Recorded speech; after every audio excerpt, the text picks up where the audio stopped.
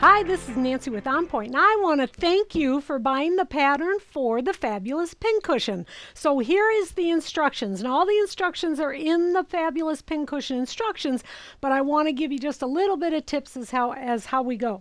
So here is the little kit. So you purchase the pattern, and then you have the piece of magic plastic. The magic plastic is the real basis for the pincushion. It took us a while to find just the right product, and we found it. The first thing you want to do is take a pair of craft scissors, not your sewing scissors for fabric, but on this this piece of magic plastic, I want you to cut those sharp points off. That'll make it feel better when you're wearing it. There won't be any sharp edges.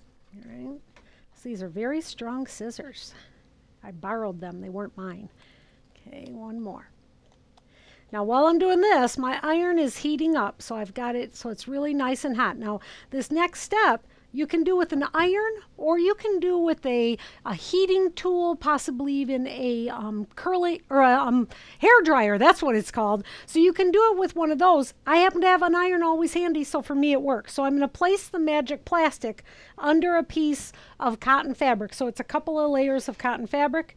And I'm going to place my iron right on top. And I want to heat up this piece of plastic. So I've got the steam on. I don't know, I'm going to wait maybe 10 seconds.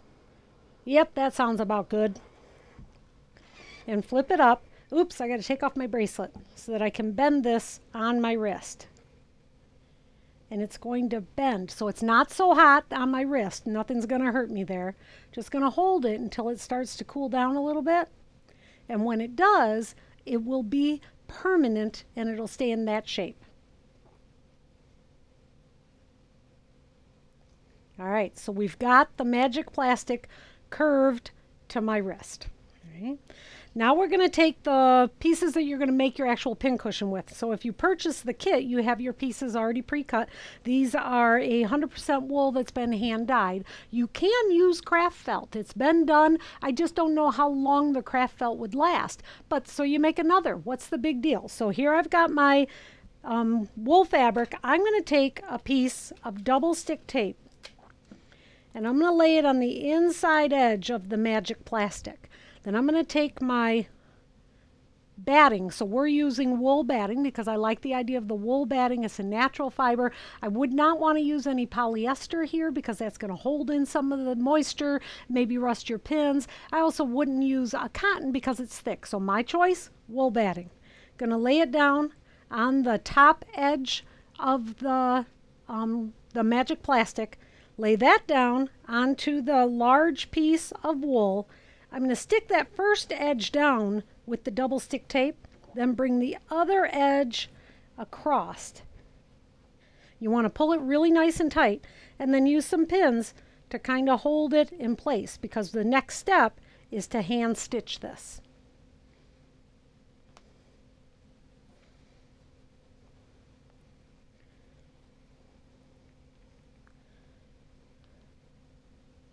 Here we go.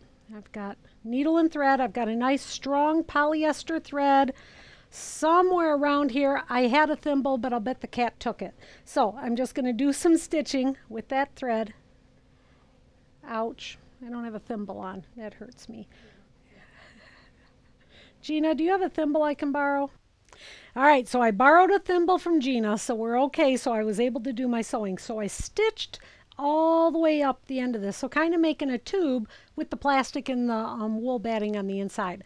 Now I'm going to fold in these two edges and put some pins in there, and I'm going to sew this together. So I'll do some stitching here, and then I'm going to actually sew this down to this section. So you see I have this all stitched down now, so the folds are stitched to the base, and it's nice and secure. I want that top to be really, really tight. I'm going to cut this thread off. So now the top of my pincushion is done. Now it's time to prepare the band. So the pattern is in the pattern, so you know what size to make it, but this is the general idea, and I've already sewn around these edges.